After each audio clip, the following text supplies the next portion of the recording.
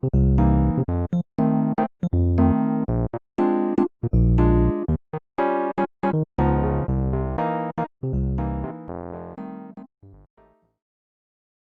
um episódio de As Divergentes, esse programa que eu amo tanto fazer. Eu, Selma Sueli Silva, e ela, Camila Marques. Tá boa, Camila? Tudo bem, Selma? Olá, você que nos acompanha pelo Mundo Autista. Que coisa boa. Camila, o outro programa a gente terminou dizendo que íamos começar esse falando sobre a desumanização do ser humano. Eu vou falar uma maneira mais fácil que está na boca do povo de uma maneira geral, que é assim. Quando você se vê diante de uma notícia de um crime hediondo, você ouve muitas pessoas falando assim, isso não é gente, isso é animal. E quando você fala isso, aí fica, não deveria ser, tá, gente? Porque a gente precisa respeitar os animais. Mas quando você pega um ser humano, tira da condição de humano, fica mais fácil você fazer qualquer coisa com essa pessoa. Você pega o sujeito e tira da condição de sujeito, ele não precisa nem ter direito civil, precisa nem ter direitos. Você pode fazer o que você quiser. E isso é muito sério. Porque um criminoso hediondo, Selma, você está defendendo? Leva para sua casa? Eu não estou falando isso.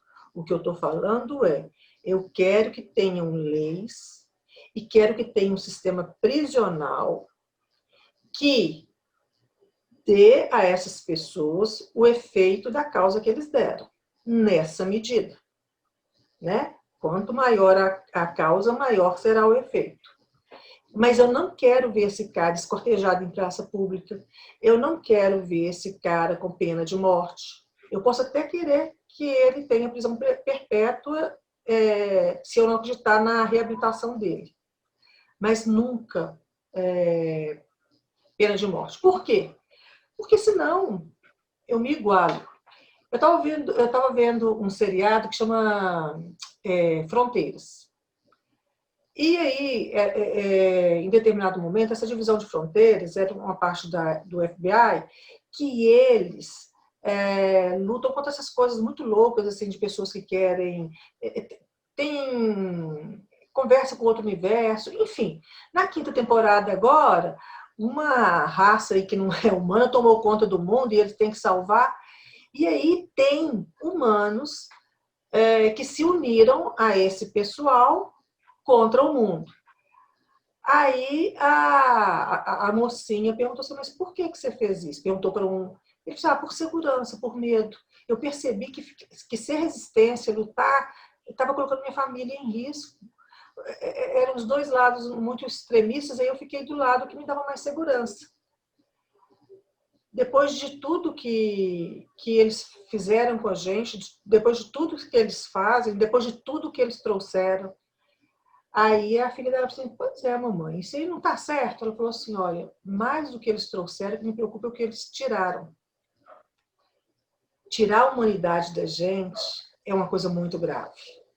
Colocar a gente nesse nível é muito grave. E isso, se você for pensar, não é de hoje. Por que a gente hoje tem ainda na sociedade pessoas que acham que a raça branca é superior à raça negra? Porque em determinado momento eles tiraram da pessoa negra a condição de ser humano e transformaram em mercadoria. Eram os escravos. E aí ficava fácil fazer com aquela mercadoria o que quisesse. Mas não, eram e são até hoje seres humanos, perfeitamente como nós. Então, quem cometer qualquer hoje ação contra a população negra, está cometendo contra o ser humano, está cometendo genocídio. Quando eles tiram a pessoa deficiente, a humanização da pessoa deficiente, falam assim, mas olha, ele é autista severo, ele fica agressivo, ele agride, ele não entende, ele vive no mundo dele, ele não sabe responder por ele. Aí deu a ele a condição de não sujeito. E aí ele também não vai ter direitos, não vai ter nada. Mas nunca um ser humano vem ao mundo sem uma missão, sem um motivo e deixa de ser ser humano.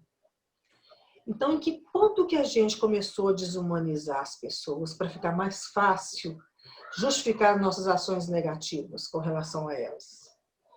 Em que ponto que a gente perdeu essa nossa capacidade de enxergar o outro, mesmo quando o outro tem atitudes tão difíceis de a gente entender?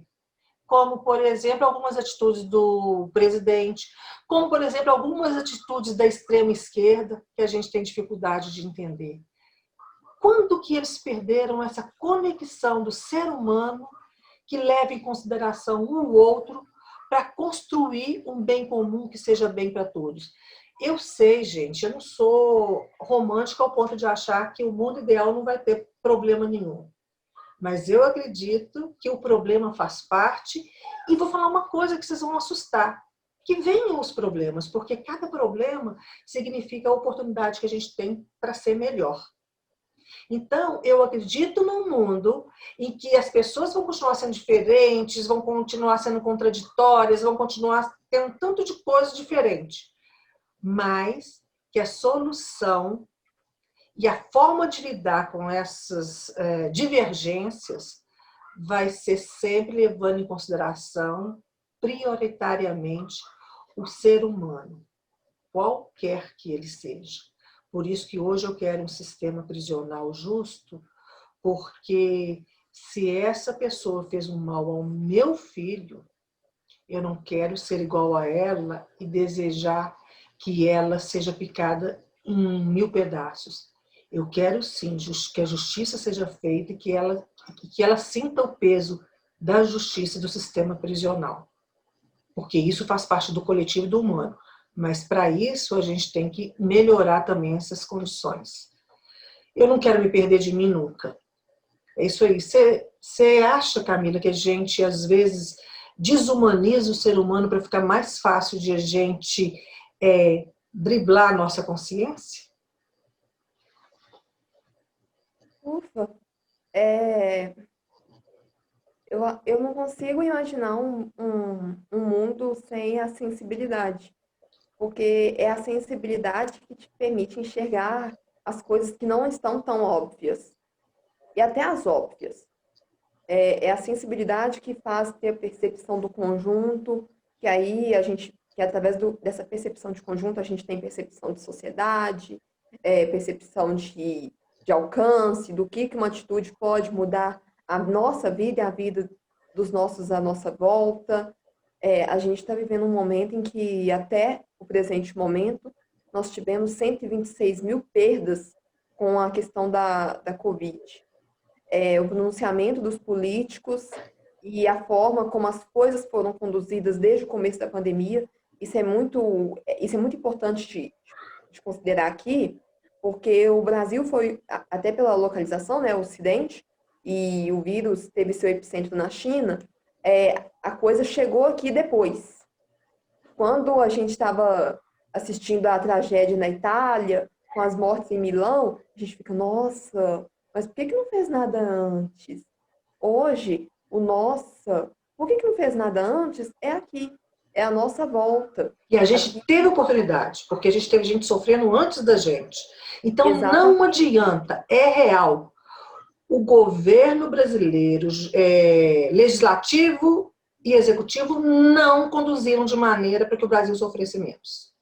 Hoje, aqui no bairro Mantiqueira, que é próximo à minha casa, foi um dos epicentros dos casos de Covid.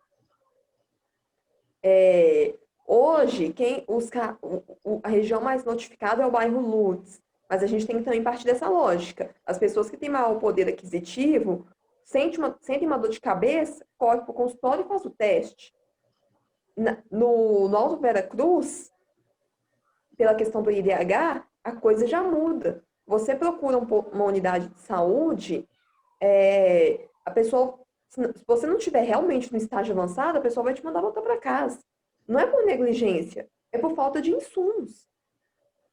A gente sabe que de um E não bairro para adianta outro, pensar que assim, tá bom, então assim, acaba que leva uma leva, de gente que não está produzindo tanto, de gente que mais consome assim, as políticas públicas, que gasta o dinheiro do povo brasileiro. Não adianta pensar nisso, não. Não, se tratando de Porque, política pública, existe toda uma burocracia por trás. não, Você pode liberar um recurso, mas até chegar na e o ponta. que eu quero dizer com isso, eu quero fechar a ideia não adianta pensar assim, porque não existe nada que se viva numa ponta e que não acabe chegando na outra. A pandemia também mostrou isso. É lá na China, chegou aqui. E não adianta falar também que foi vírus fabricado em laboratório. Gente, basta, chega. A coisa hoje, exatamente por causa da globalização, ela reflete da gente. Então não existe mais, deixa esse povo, né? Também não tem assim, a perda. Eles não fazem tanto pelo Brasil, a perda não vai ser tanto. Não adianta, não, viu? Não adianta, porque chega. Uma hora chega a todos. Mas partindo do ponto principal aqui, que é a questão da sensibilidade, da desumanização, 126, é, 126 mil pessoas são municípios inteiros, são, é, são municípios inteiros, dependendo do país, países inteiros, são pais, são mães, são familiares, como nos programas, em programas aqui no Mundo Autista a gente pontua, tudo começa da gente.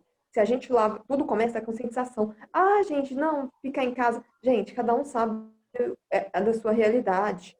A gente vive num país de 40 milhões de desempregados. Os auxílios sociais não chegam para todo mundo. Então, o fica em casa não pode ser resumido a vou parar de trabalhar. Não, tem gente que precisa trabalhar. E isso não é a questão aqui. A questão é cada um fazer a sua parte. Se eu, aqui, hoje no Mundo Autista, trabalho home office, para a gente é tranquilo, para nós, a nossa equipe é tranquilo. Mas se você precisa trabalhar, lave sua mão, leve seu álcool gel, use a sua máscara. Todas as vezes que eu vou ao comércio, me dá muita aflição ver as pessoas usando máscara errado. Se você que nos acompanha é idoso e é aposentado, fique em casa. Eu sei que a saudade é grande, eu sei que a solidão também aperta. Tem 6 meses que eu não vejo os meus amigos. Um desabafo. É, deixei de ir à escola, deixei de fazer meu exercício externo. Então, não sou isenta. Mas a gente tem que fazer isso em prol de causas maiores, em prol do que é maior. Se eu ficar doente, eu tenho mais chance de atravessar a doença do que a minha mãe, que É. precisa trabalhar. Então, então é a noção de pensar no próximo. Eu não sei a sua condição que você nos acompanhe, mas não deixe essa vida tirana, essa realidade tão complicada e caótica que a gente está vivendo. A gente agora está acompanhando tudo no Pantanal pegando fogo, declarações absurdas, a vacina só Deus sabe, na Caixa Econômica Federal, as filas enormes. Tudo isso nos afeta. Mas não deixe de cuidar de si, não deixe de cuidar dos seus, não deixe de fazer a sua parte. E é isso, gente. Se a gente perde a sensibilidade, a gente, a gente, a gente acaba sendo mais rígido e sendo mais cruel, não é com o próximo, é com a gente mesmo. Uma pessoa importa. Consequentemente, a ação de uma pessoa também importa. Vamos fazer a nossa parte. É isso aí, gente. A gente então acabou hoje, fechamos a nossa série de conversas sobre comunicação e importância da forma como a gente se comunica para a gente não perder a nossa essência e não perder a sensibilidade de enxergar a essência do outro. Um beijo para vocês e um beijo para você, Camila. Um beijo, pessoal. Até a próxima. Tchau, tchau. Oi, pessoal, tudo bem? Bom, eu estou aqui gravando esta pequena errata hoje porque, ao passar os dados sobre a questão dos desempregados no Brasil e de pessoas que estão na informalidade, eu acabei trocando um pouco os dados. Então, eu decidi atualizar e trazer para vocês aqui. Bom, os dados que eu peguei são do IBGE e são da Pesquisa Nacional por Amostra de Domicílios, o PNAD. Vamos aos dados.